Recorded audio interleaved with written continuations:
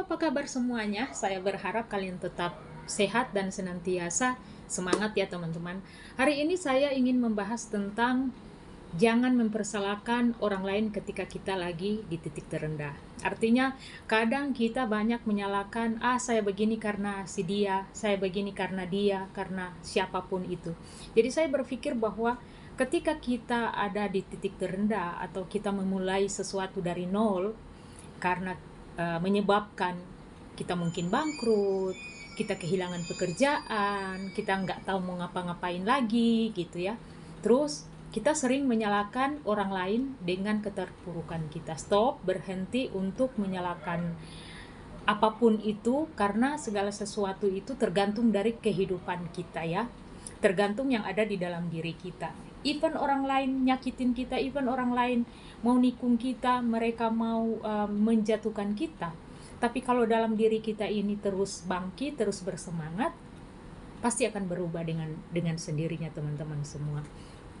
Dulu saya pernah ada di titik yang memang benar-benar gak bisa apa-apa teman-teman semua di tahun 2011 atau 2013 teman-teman semua. Saya pernah ada utang hampir 400 juta, 300 juta lebih gitu ya. Dan saya sangat menyalahkan almarhum suamiku gitu. Karena saya pikir dia bukan lelaki yang bijaksana, yang tidak menopang, bla bla bla bla. Dan ya kita sebagai istri sebenarnya kan sebagai penopang untuk suami bekerja, tapi ini kembali lagi saya yang bekerja dan dia hanya menopang, kebalikan gitu ya. Dan bertahun-tahun saya hidup di dalam kehidupan yang amarah, benci, sakit hati gitu ya. Dan dari bangkrut itu akhirnya kembali lagi, tapi kembali lagi bangkit lagi, ada usaha dipercayakan yang luar biasa. Maksudnya dari utang yang udah habis hampir 300 juta lebih itu, terus saya dipercayakan lagi masuk di dalam satu grup bisnis itu. Saya pernah ceritakan di konten sebelumnya itu bahwa saya pernah menjadi pencari atau penampung cengkeh di Kota Manado di Sulawesi Utara, dan saya berkenalan dengan bos yang sekarang sudah menjadi wakil wali kota di salah satu kabupaten dia. Karena itu bos besar kami, dan waktu itu Pak Prabowo belum jadi presiden, iya maksudnya masih mencalon-calonkan diri yang kedua kalau nggak salah itu di tahun 2014 2015. Dan saya pernah bergabung di salah satu grup itu, pengusaha itu, dan mereka mempercayakan saya untuk mencari cengkeh, dan orang saya di luar sana sekitar hampir 15 orang itu. Kontrak cengkeh saya sampai 1 minggu 20 ton dan bisa income yang cukup luar biasa gitu. Tapi karena yang ada di dalam diri saya, ketika kalau saya rugi saya mempersalahkan orang lain, mindset yang ada di dalam pikiran saya itu selalu berpikir bahwa kerugian saya itu karena salah orang lain, padahal itu salah saya sendiri gitu teman-teman semua ya. Dan tiba-tiba saya ada insight, berpikir melihat salah satu video pengusaha ngomong itu, dan saya iya ya, ternyata selama ini saya itu sering banget mempersalahkan orang lain ketika saya jatuh, ketika saya lagi terpuruk, saya selalu mempersalahkan orang lain. Padahal sebenarnya yang ada di dalam diri kita tidak ada yang bisa mengacaukan hidup kita selain pikiran kita sendiri. Maka dari itu kenapa di konten-konten saya yang beberapa bulan lalu saya sering membahas tentang manifesting, tentang hukum tarik menarik, karena itu benar-benar terjadi. Apa yang ada di dalam hati dan pikiran, di dalam pikiran ini yang kita pikir, itu yang akan menjadi realita gitu teman-teman semua. Dan saya harus bilang ke kalian semua, di tahun 2014, dari 2013 itu yang saya bilang saya bangkrut, saya kembali lagi dan bisa pegang usaha yang 1 minggu saya punya kontrak sekitar 1,3 miliar dengan cengkeh itu ya. Saya bisa muat di truk sampai 20 ton gitu ya, dan punya orang-orang kerja gitu.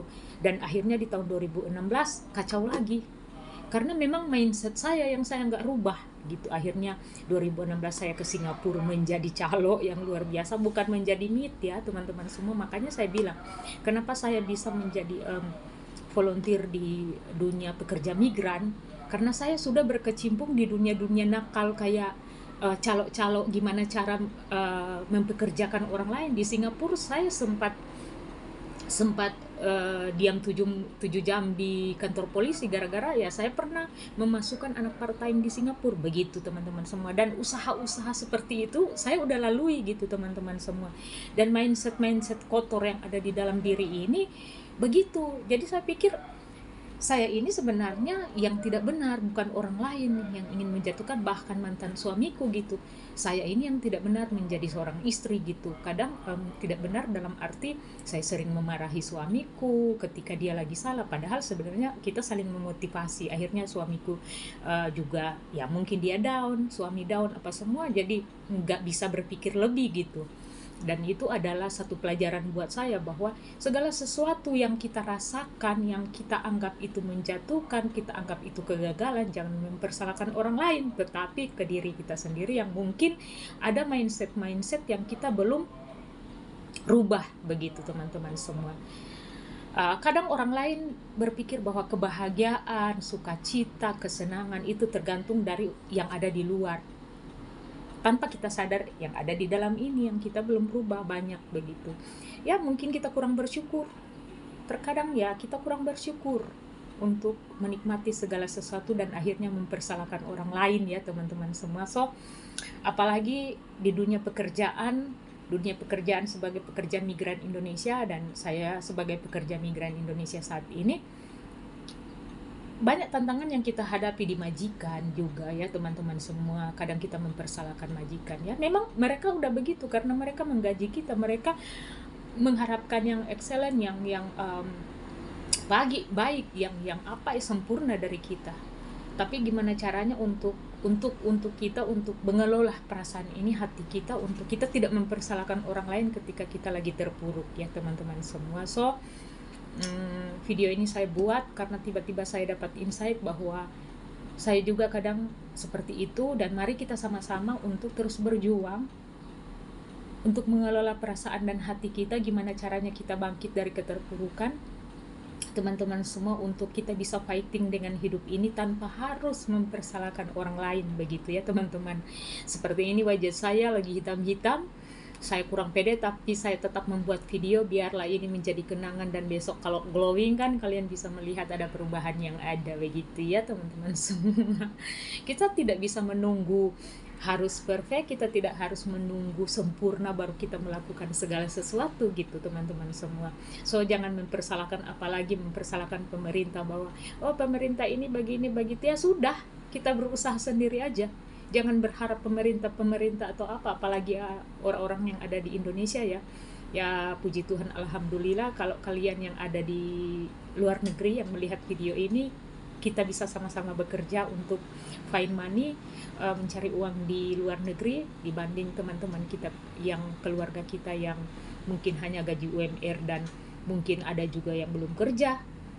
So intinya terus bersyukur. Ketika kita bersyukur, kita merasakan kelimpahan di dalam diri ini tanpa harus kita menyalahkan orang lain.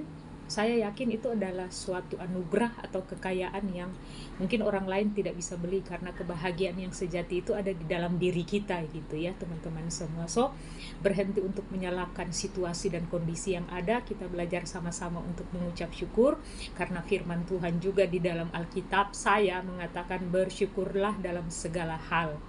Itu penting dalam segala hal, meskipun itu mungkin menyakitkan, mungkin itu menyedihkan. Kalau kita bersyukur, tiba-tiba aja hati kita senang, hati kita gembira, hati kita penuh dengan sukacita.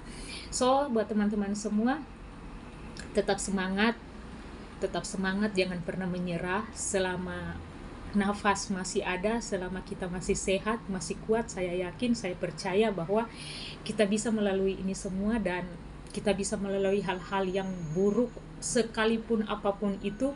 Dan saya banyak kali merenungkan, berkali-kali Tuhan menolong saya di tengah-tengah apapun yang saya jalani. Saya terpuruk, saya jatuh, saya bangun, saya jatuh, saya bangun, Tuhan selalu menolong saya. So saya yakin kalau Tuhan juga menolong saya, Tuhan juga pasti menolong kalian semua. Mindset kita dirubah, terutama pikiran hati kita ini yang kita harus rubah, supaya benar-benar kita merasakan kebahagiaan di dunia ini yang hanya sekali. Kita tidak tahu kapan Tuhan panggil kita, tapi minimal kita bisa merasakan kebahagiaan yang ada di dunia ini. Tidak selalu baik, seperti ada lagu juga di dalam lagu rohani kita, tak selalu Tuhan menjawab doa, tapi Tuhan selalu beri yang terbaik. Dia tahu loh yang terbaik buat kita ya teman-teman semua. Jadi jangan pernah menyerah, sekali lagi jangan pernah menyerah. Tetap semangat, tetap andalkan Tuhan. Kalau kalian beragama yang lain muslim, jangan lupa tahajud. Kalau bangun tengah malam berdoa tahajud kepada Allah. Begitu juga yang Kristen, kalau tiba-tiba kita nggak bisa tidur karena stres malam-malam memikirkan yang sedih-sedih, bangun berdoa, kunci tangan, berdoa, pasti ditolong ya teman-teman semua. So tetap semangat buat kalian semua, tetap bersuka cita senantiasa ya. God bless, bye bye.